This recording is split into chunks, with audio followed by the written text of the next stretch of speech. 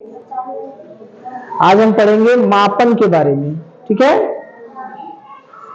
तो मापन की आवश्यकता क्यों पड़ती है? ठीक है, क्यों पड़ती है, किस लिए पड़ती है, पहले कैसे माप करते थे लोग, अब कैसे माप है। जैसे हम ये समझे कि जैसे आप लोगों को स्कूल आना है, ठीक, स्कूल कितने बजे का है? 9 बजे का। 9 बजे का स्कूल है, 3 बजे छुट्टी होती है। ठीक है, अगर मान लीजिए अगर आपको ये जानकारी न रहे कि कब 9 बजता है, कब 7 बजता है, कब 6 बजता है, तो मान लीजिए घर पे आप सोए हैं, अगर आपको ये जानकारी नहीं है कि 9 कब बजेगा या 9 बजना कब हमें स्कूल जाना है, कैसे हम पता करेंगे कि 9 बजेगा? तो उसके लिए किसी न किसी चीज की जरूरत होगी। पहले की बात छोड़ दीजिए, तो इस समय कैसे देखते हैं? घड़ी में, मोबाइल में, यही देखते हैं ना कि कितना बजा। ठीक, अभी अगर 8 बज रहा है तो सोचेंगे अभी 1 घंटा बाकी है, अगर 6 बज रहा है तो सोचेंगे अभी 3 घंटा बाकी है। होता है ना? तो घर से जब स्कूल आना होता है तो कहीं ना कहीं हमें समय की जानकारी होगी, तभी तो हम घर से स्कूल आ पाएंगे। इस समय की जानकारी अगर नहीं रहेगी तो हम समय से स्कूल पहुंच जाएंगे? नहीं पहुंच पाएंगे ना। तो समय की जानकारी होना जरूरी है।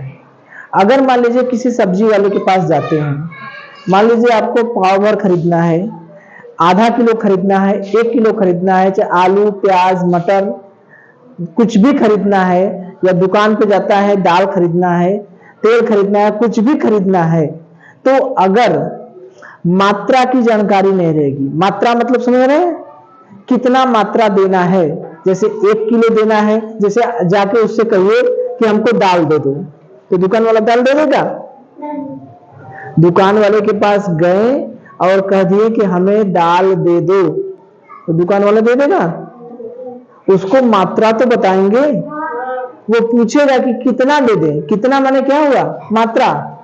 जो कितना पूछता है तो वही क्या हो गया? मात्रा। ठीक है, तो कितना हमें सामान चाहिए, सब्जी वाले के पास गए तो सब्जी वाले से कहें कि हमें आलू दे दो, तो वो आलू वाला पूछेगा, सब्जी वाला पूछेगा कितना आलू दे दे, तो जो बताते हैं 2 किलो, 1 किलो, 4 किलो, तो वही क्या हो गई? मात्रा। ठीक है, इसके पहले हमने समय के बारे में देखा कि समय की जानकारी रहेगी तब हम जो है चीजों को सही सही माप सकेंगे ना। अगर मान लीजिए दर्जी के पास गए, कपड़ा सिलाना है, दर्जी के पास गए कपड़ा सिलाना है, तो दर्जी देखते होंगे कुछ टेप लिया रहता है, उससे नापता है ना, आपके हाथ कितना है, पैर कितना है, ठीक है, कमर कितना है, ये सब नापता है। कपड़ा खरीदने भी जाएंगे तो कहेंगे भैया हमको कपड़ा दे दो, तो कपड़ा वाला अपनी लंबाई से नाप के काट के देता है कि नहीं? तो लंबाई की भी जरूरत पड़ती है, जरूरत पड़ती है कि नहीं? तो हमें समय की जरूरत पड़ी कि क्यों? स्कूल आने के लिए पड़ी। दूरी की जरूरत पड़ी, हमारा स्कूल घर से कितना दूर है। अगर पूछा जाए कि यहां नौगढ़ से चकिया कितना दूर है, तो वो दूरी की जानकारी कैसे होगी? दूरी मापेंगे किसी तरह से तब ना। जैसे चकिया से नौगढ़ की दूरी मान लीजिए 35 किलोमीटर है, ठीक, तो वो 35 किलोमीटर कैसे नापे? कोई नापने का कोई सामग्री होगी, कोई उपकरण होगा, कोई यंत्र होगा, उससे नापे होंगे तब ना। तो दूरी भी नापते हैं तभी सही सही आकलन कर पाएंगे। मात्रा अभी हमने बताया कि सब्जी वाले के पास गए तो कह दिए कोई सामान खरीदने के लिए, तो उसे मात्रा बताएंगे तभी वो बताएगा।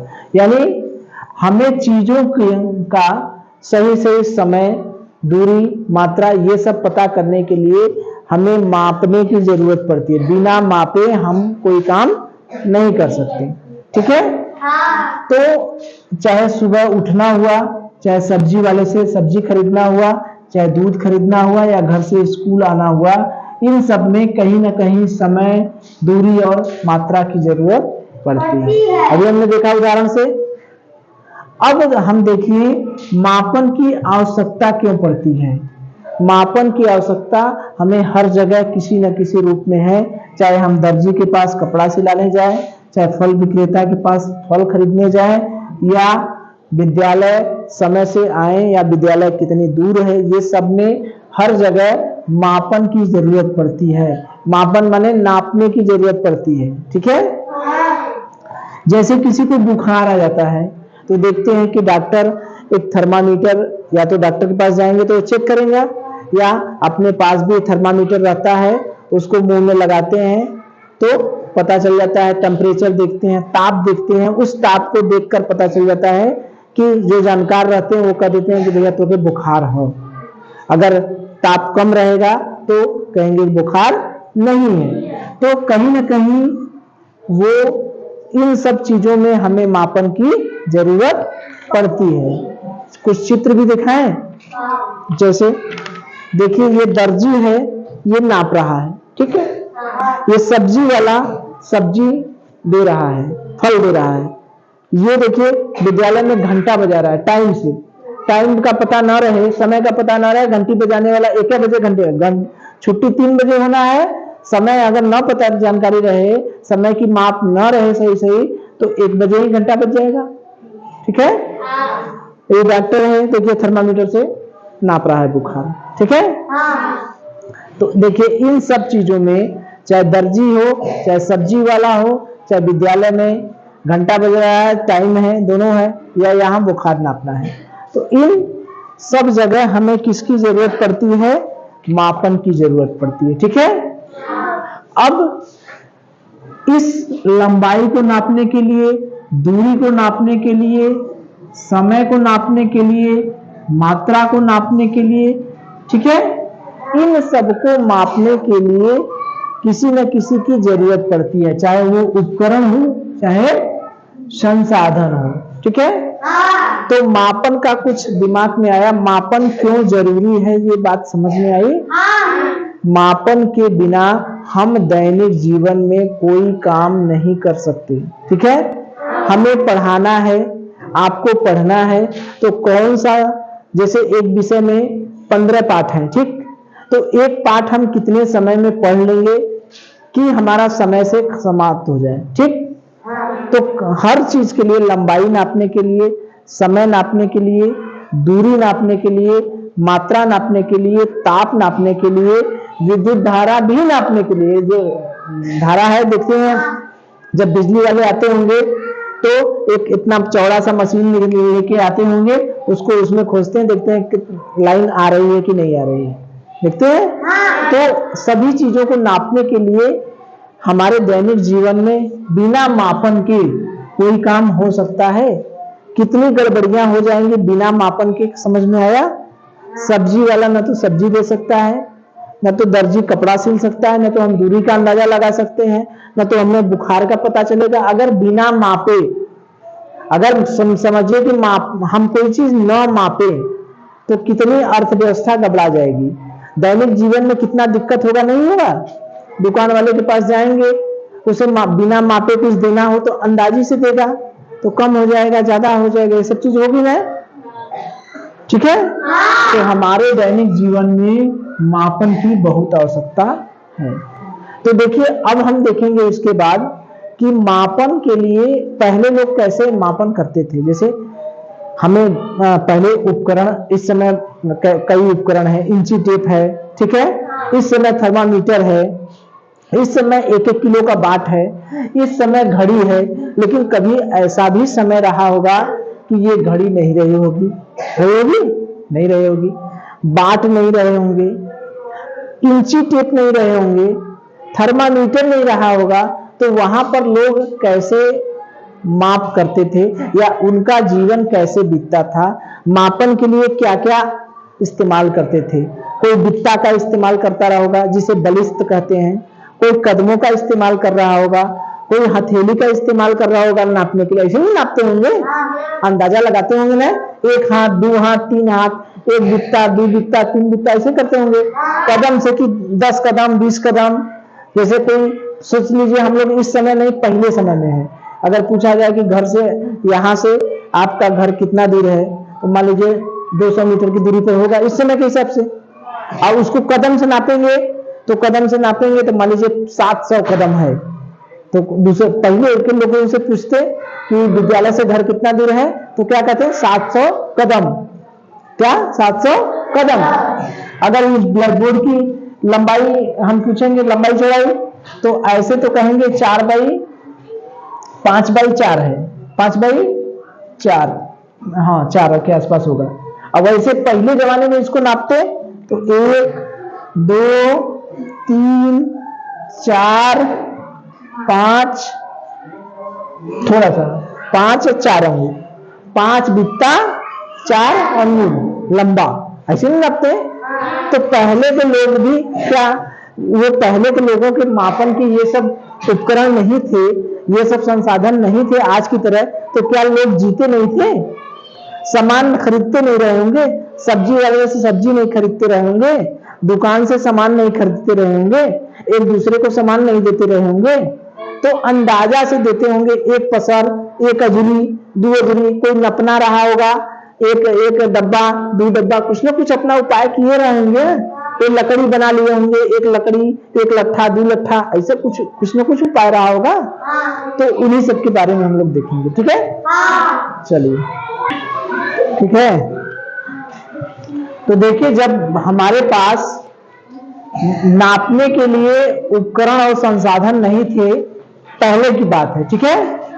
तो पहले लोग कैसे नापते थे, अपना दैनिक जीवन में उनके कार्य जो है कैसे संपादित होते थे, उसका अपने से भी अंदाजा हम लगा सकते हैं। जैसे समय देखने के लिए लोग क्या करते थे, समय देखने के लिए कोई एक ऐसा लट्ठा या पत्थर का टुकड़ा या पत्थर रहता था कि परछाई देखकर लोग अंदाजा लगा लेते थे। जो पहले के बुजुर्ग लोग हैं, वो आज भी परछाई देखकर कि परछाई यहाँ चला आया तो इतना बज रहा होगा, एक अंदाजा।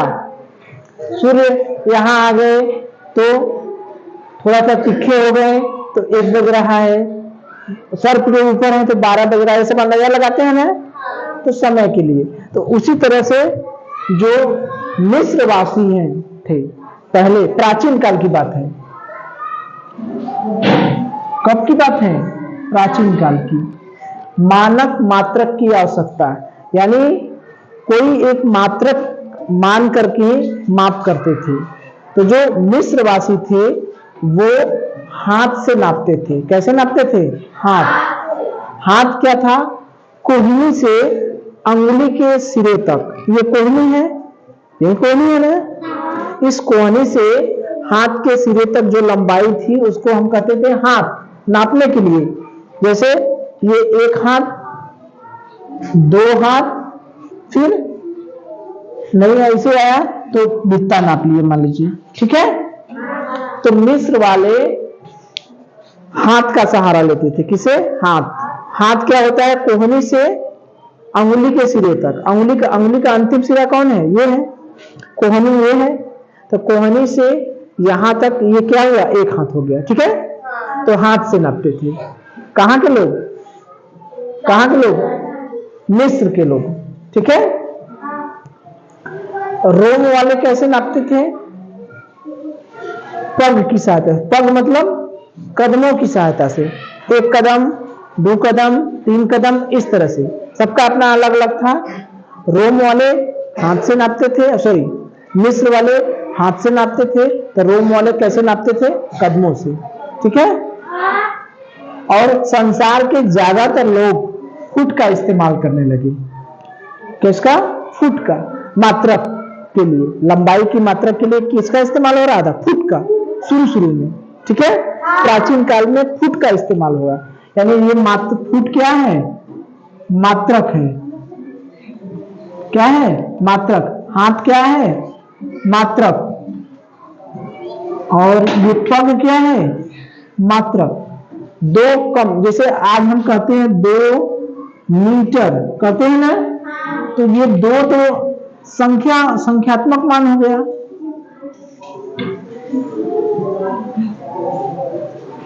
संख्यात्मक मान यानी अंक, गणना। और ये मीटर जो है ये क्या है? ये मात्रक है। मीटर क्या है? मात्रक। तो ऐसे दो कदम हम लिख दिए, दो कदम। तो दो तो संख्यात्मक मान है, एक कदम क्या है? मात्रक। दो फुट लिख दिए तो ये फुट क्या है? मात्रक। दो हाथ लिख दिए तो हाथ क्या है? मात्रक। तो पहले लोग कदम, फुट और पग ये सब इस्तेमाल करते थे। ज्यादातर जगह किसका इस्तेमाल होता था? फुट का। किसका इस्तेमाल होता था? फुट का। तो ये जो फुट है वो कितना होता था? फुट, एक फुट जो है 3 फुट मिलकर 1 गज बनाते थे।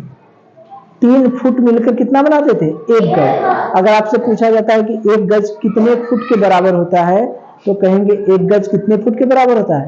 3 फुट के। 1 गज कितने फुट के बराबर होता है? 3 फुट के। अब 1 गज कितना होता है? इस ठोड़ी से बाह तक की दूरी, ठोड़ी से बाह तक, ये ठोड़ी हो गया, ठोड़ी से लेके बाह तक ये पूरा कितना हो गया? 1 गज। ठीक है, ठोड़ी से, ये ठोड़ी है ना, ठोड़ी से लेके ये पूरा बाह तक कितना हो गया? 1 गज। तो ये लोग अंदाजा लगाते थे, पहले नापते तो थे नहीं, तो एक अंदाजा है कि ठोड़ी से लेके बाह तक कितना हो गया? 1 गज। 1 गज कितने फुट के बराबर होता है? 3 फुट। ठीक है, चलिए।